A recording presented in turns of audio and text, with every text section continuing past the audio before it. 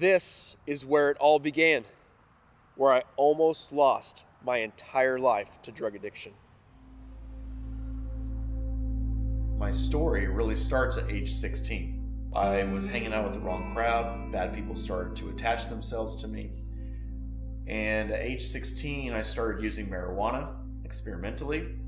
I then went from marijuana to ecstasy and LSD, and eventually I started using methamphetamines. And there was a time where I thought that I knew everything and I wanted to run away and just live my life for myself. And my parents had called the police on me. They came to my friend's front door. They arrested me. They took me into juvenile detention. And it was in that place, there was complete darkness. I was in a cell. There was men screaming through their cell block doors. And I barely graduated high school. And so I was working some dead-end jobs. And I met this guy, and he asked me to come to this house. And I remember I opened the door, and I looked down the stairs, and the carpet was red, and the furniture was black.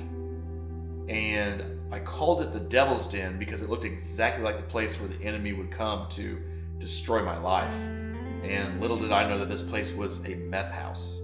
And I started falling back into my addiction. I moved into the house. I was naive, and I started losing my life. I was using drugs every day. I was selling drugs. I became probably one of the largest drug dealers in the area. And we were dealing with people who were manufacturing methamphetamines, large cocaine dealers. And I started losing weight. I probably lost like 100 pounds. I had sores on my face. People were out to get me eventually because I was using and abusing things and owing people a lot of money. And there was a moment one evening in the middle of this drug house, and I was down there by myself. And I knew that I knew I was at rock bottom. And I just remember that I knew I was either going to die here or I was going to end up in jail for a very long time. And I remember I was in this drug house, and the weight came over me.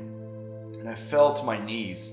These words came from my mouth. I said, God, if you are real, I need you to come into my life, and I need you to transform it forever. And it wouldn't be but 3 days later, I was getting kicked out of the drug house for no reason by the same people who invited me into the house.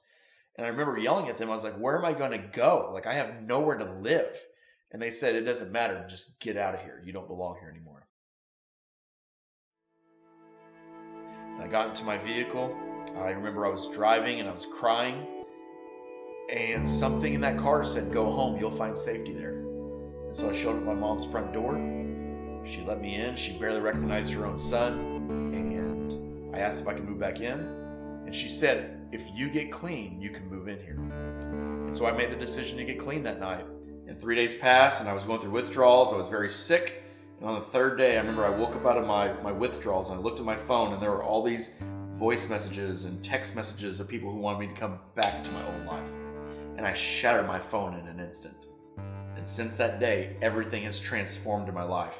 And I started understanding that God's hand was in my life, that his character and his nature was showing me himself.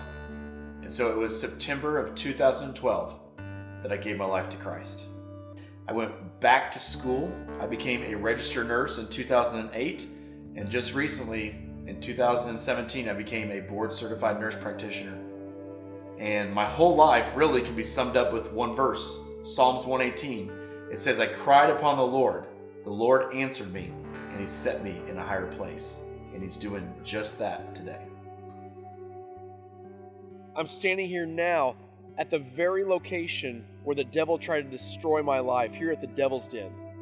And the Devil's Den was taken by the tornado. It's no longer here, but I'm still here. And it shows you the redemption and the authority and the hope that God has for your life. What he did in my life, he's going to do the same thing in your life. And this is who we are. This is what God has created us for. To have hope and a future. It's no coincidence that we're still here today.